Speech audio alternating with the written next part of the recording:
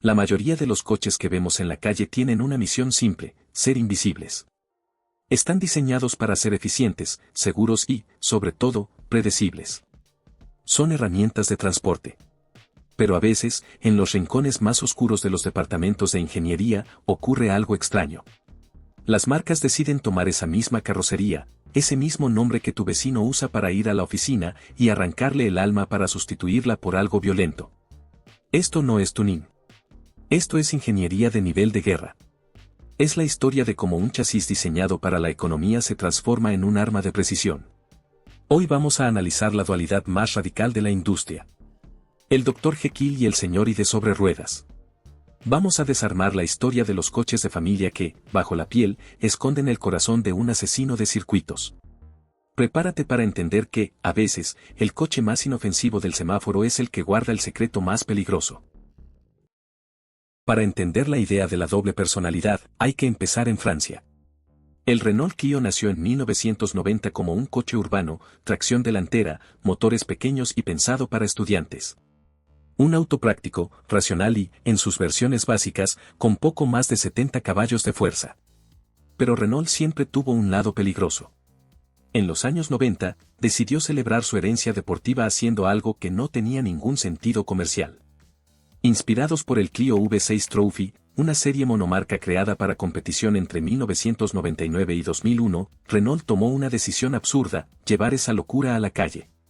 Partieron de la carrocería del Clio de segunda generación y eliminaron los asientos traseros. Quitaron el motor delantero y colocaron un V6 de 3 litros en posición central. El cambio fue tan radical que Renault recurrió a Tom Valkyne Saab Racing para desarrollar y producir el coche. El resultado fue una bestia: motor central, propulsión trasera y un comportamiento completamente opuesto al Clio normal. El V6, derivado del que usaba el Laguna, recibió modificaciones internas, mayor compresión y un régimen de giro más alto. La fase 1, producida entre 2001 y 2002, entregaba 230 caballos.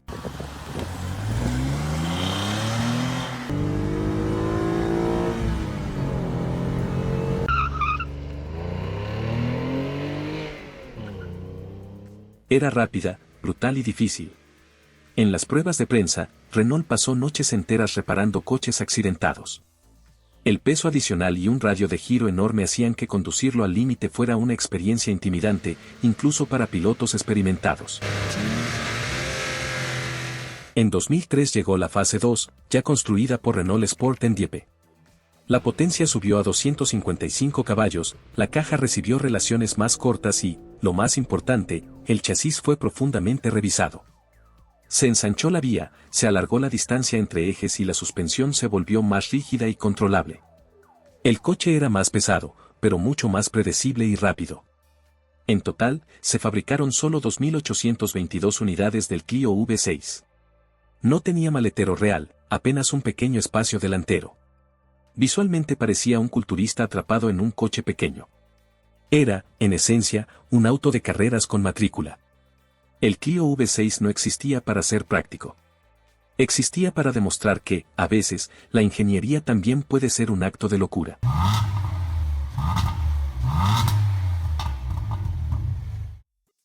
El Volkswagen Golf es, probablemente, el coche familiar más importante de la historia después del Beetle. Es la definición de la clase media sobre ruedas: práctico, equilibrado y racional. Pero desde 1976, el Golf vive una doble vida. Ese año nació el primer GTI, creado en secreto por un pequeño grupo de ingenieros que querían un coche divertido fuera del horario de oficina. Durante décadas, el GTI fue el límite razonable. Hasta que Volkswagen decidió que no era suficiente. En 2003 apareció el Golf R32, un salto radical: tracción integral 4-motion y un motor VR6 de 3.2 litros. Por primera vez, el Golf demostraba que podía manejar más de 240 caballos enviados a las 4 ruedas sin perder su usabilidad diaria.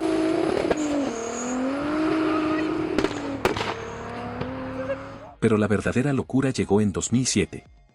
En el Festival de Wörthersee, Volkswagen presentó el Golf W12-650, el punto máximo de esta esquizofrenia automotriz. Un proyecto que no tenía sentido comercial, solo sentido técnico. Tomaron un Golf MK5 y le instalaron el motor W12 biturbo de 6 litros del Bentley Continental GT. Para hacerlo posible, colocaron el motor en posición central trasera, ensancharon la carrocería y usaron componentes de alto rendimiento del grupo, incluyendo piezas de Lamborghini Gallardo. El resultado era absurdo, 650 caballos de fuerza en un coche que, visualmente, seguía siendo un Golf. Aceleraba de 0 a 100 en 3,7 segundos y superaba los 320 km por hora. Todo en un chasis originalmente pensado para llevar niños al colegio. El Golf W12-650 nunca pasó de prototipo, pero dejó un mensaje claro: incluso el coche más sensato puede esconder una ambición técnica sin límites. Desde entonces, Vortersee se convirtió en el escenario donde Volkswagen recuerda al mundo que, detrás de la racionalidad alemana, también existe un lado completamente desquiciado. A finales de los 90, el Peugeot 206 era el rey de las ventas en Europa. Pequeño, elegante y económico, era el coche urbano perfecto. Las versiones de entrada llevaban motores de 1.1 litros con apenas 60 caballos de fuerza. Nadie lo miraba como una base para competir al más alto nivel del automovilismo. Pero Peugeot tenía otro plan. Quería regresar al campeonato mundial de rallies y volver a dominarlo. El problema era técnico y serio. El reglamento del WRC exigía que el coche homologado midiera al menos 4 metros de largo. El 206 estándar se quedaba corto, con apenas 3,83 metros. La solución fue tan brillante como descarada. Peugeot creó el 206 GT, una edición limitada de 4.000 unidades con paragolpes absurdamente largos cuyo único propósito era alcanzar exactamente los 4 metros reglamentarios. No aportaban rendimiento, no mejoraban aerodinámica. Existían solo para engañar al reglamento. Detrás de esa fachada de coche urbano con paragolpes inflados, se desarrollaba el verdadero monstruo, el 206 WRC. Mientras el 206 de calle llevaba motores modestos, la versión de competición montaba un motor turbo de 2.0 litros con 300 caballos de fuerza, limitado por la brida reglamentaria. Tracción total, suspensión de largo recorrido y una capacidad brutal para absorber terrenos imposibles. Marcus Brownlee convirtió esta plataforma en una leyenda, ganando los títulos mundiales de pilotos en 2000 y 2002.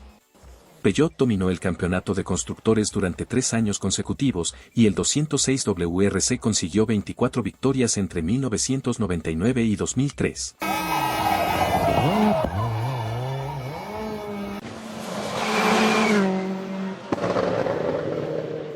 El 206 pasó de ser un coche chic de ciudad a la máquina más temida en los bosques de Finlandia y el barro de Gales.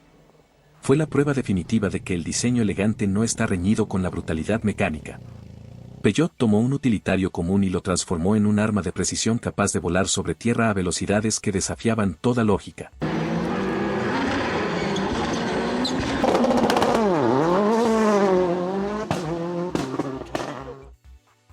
El Ford Fiesta ha sido el primer coche de millones de personas.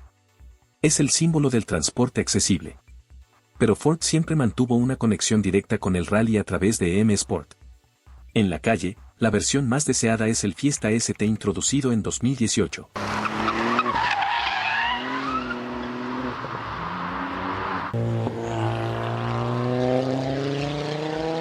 Utiliza un motor tricilíndrico 1.5 EcoBoost Turbo que produce 200 caballos de fuerza y 290 Nm de par. Este pequeño motor incorpora desactivación de cilindros, una primicia mundial en un tricilíndrico, logrando eficiencia sin sacrificar rendimiento. Sin embargo, en el bosque, la historia moderna de M Sport se divide en 2 capítulos distintos. Primero reinó el Fiesta WRC, 2017 a 2021. Una máquina puramente de combustión interna, con motor 1.6 turbo y tracción total mecánica. Fue con este coche analógico con el que Sébastien Ogier conquistó los títulos mundiales de pilotos en 2017 y 2018, devolviendo la gloria a la marca. Pero en 2022, el reglamento cambió y nació una nueva bestia, el Ford Puma Rally 1. Para la nueva era híbrida, M Sport jubiló la carrocería del Fiesta y eligió el crossover Puma. Bajo su piel, el Puma Rally 1 combina el motor 1.6 turbo con una unidad híbrida de 100 kilovatios, 134 caballos y una batería de 3.9 kWh. El contraste es total. El Fiesta ST de calle desconecta cilindros para ahorrar combustible, el Puma Rally 1 utiliza la electricidad para inyectar ráfagas de potencia brutal. superando los 500 caballos combinados en las salidas de curva.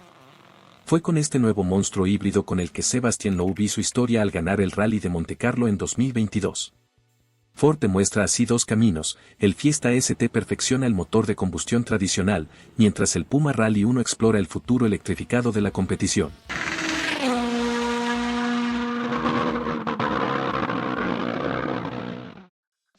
Durante décadas, el Toyota Corolla fue el coche más vendido del mundo por una razón simple: fiabilidad sin emoción.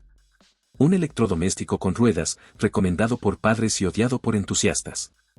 Motores atmosféricos de 1.8 litros ofrecían consumo ejemplar y cero pasión. Todo cambió cuando Akio Toyoda, expresidente de Toyota y piloto bajo el seudónimo Morizo, decidió que la marca no volvería a fabricar coches aburridos. Bajo su mando nació Gazoo Racing, una división creada para devolverle el alma deportiva a Toyota. El símbolo máximo de esta rebelión es el GR Corolla, lanzado en 2022. Partiendo del Corolla Hatchback, los ingenieros de GR reforzaron el chasis con soldaduras adicionales y adhesivos estructurales, aumentando drásticamente la rigidez torsional. No es un Corolla mejorado, es una reconstrucción completa. Bajo el capó vive el G16E GTS, un motor 1.6 turbo de 3 cilindros que entrega 300 caballos de fuerza y 370 Nm de torque. Es el tricilíndrico de producción más potente del mundo. Utiliza inyección directa, intercooler agua-aire y un turbo de baja inercia diseñado para eliminar el retraso.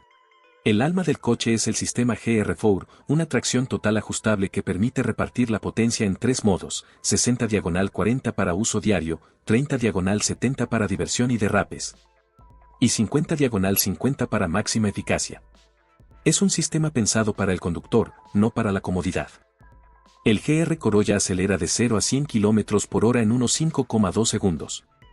Cuenta con diferenciales Torsen adelante y atrás, una rareza absoluta en coches de producción, y frenos de alto rendimiento con pinzas de 4 pistones. El Corolla pasó de ser el coche racional por excelencia a convertirse en un objeto de deseo para puristas. Como declaración final, Toyota lanzó la edición Morizo, menos peso, sin asientos traseros y una configuración aún más radical. No es marketing.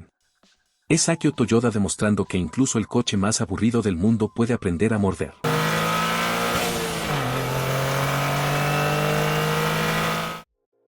Llegados a este punto, la pregunta es inevitable: ¿por qué gastar millones en convertir un coche familiar en un monstruo? La respuesta tiene tres capas claras: marketing, desarrollo técnico y orgullo. En marketing, funciona una regla antigua: gana el domingo, vende el lunes. Si un Peugeot 206 gana el WRC, el dueño de un 206 básico siente que conduce una versión civilizada de un campeón. No es verdad técnica, pero sí emocional. El trofeo transfiere prestigio, y eso vende coches. En el plano técnico, estas versiones extremas son laboratorios rodantes. La rigidez estructural de un GR Corolla exige nuevas técnicas de soldadura y adhesivos que luego mejoran la seguridad de los modelos comunes. Los sistemas de refrigeración creados para motores de alto rendimiento terminan aumentando la fiabilidad de motores normales. La aerodinámica experimental del Clio V6 influye en generaciones futuras. Nada se pierde. Los ingenieros aprenden más luchando contra límites que diseñando desde cero. Sacar 300 caballos de un motor de 3 cilindros obliga a innovar en materiales, combustión y electrónica. Hacer que una plataforma pensada para economía se comporte como un deportivo exige verdadero genio mecánico. Y finalmente está el orgullo. Estos coches existen porque los ingenieros necesitan demostrar que pueden vencer a la física. Crear un superdeportivo con presupuesto ilimitado es fácil. Transformar un coche de familia, con restricciones de espacio, costos y regulaciones, es el verdadero desafío. Renault no necesitaba fabricar el Clio V6. Volkswagen no necesitaba el Golf W12. Pero lo hicieron porque podían. Y porque meter un motor de Bentley en un Golf dice más sobre la capacidad de una marca que cualquier campaña publicitaria. Existe una verdad incómoda detrás de la doble personalidad. Hoy muchas marcas venden apariencias sin hardware. Paquetes como M-Line, S-Line, RS-Line o R-Line añaden parachoques agresivos, riñas grandes y costuras rojas, pero mantienen motores y mecánica completamente normales. Es maquillaje, no transformación. Un Golf R-Line con 140 caballos no es un Golf R. Un Audi S-Line Diesel no es un S4. Estos acabados permiten sentirse parte del alto rendimiento sin pagar el precio real, ni en dinero ni en consumo ni en mantenimiento. Los coches que vimos hoy son lo contrario. Clio V6, Golf W12, 206 WRC, Fiesta WRC y GR Corolla existen porque la función dictó la forma. El ensanche del Clio V6 no es estético, el motor central necesitaba ventilación y las ruedas traseras, más base para transmitir potencia. Los conductos de aire funcionan. No están ahí para engañar.